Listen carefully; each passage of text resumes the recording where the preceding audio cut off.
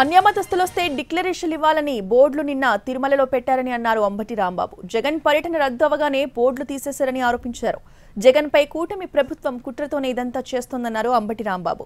గతంలో చంద్రబాబు సీఎంగా ఉన్నప్పుడు జగన్ తిరుమల దర్శనానికి వెళ్లారని, అప్పుడు గుర్తుకురాని మతాలు ఇప్పుడెలా గుర్తుకొస్తున్నాయని ప్రశ్నించారు అంబటి.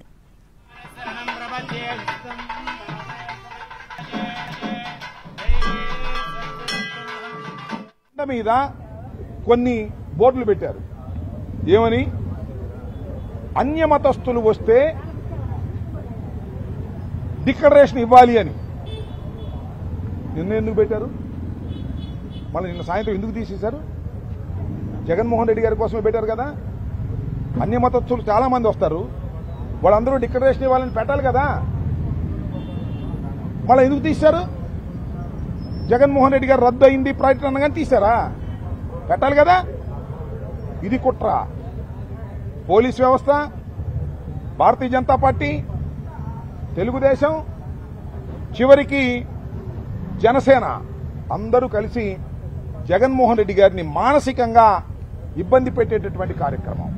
కొండ మీద ఏ విధమైనటువంటి రాజకీయాలు ఈ రాష్ట్రంలో నడుస్తున్నాయనేటువంటి విషయం ప్రతి ఒక్కరు కూడా గమనిస్తూ ఉన్నారు.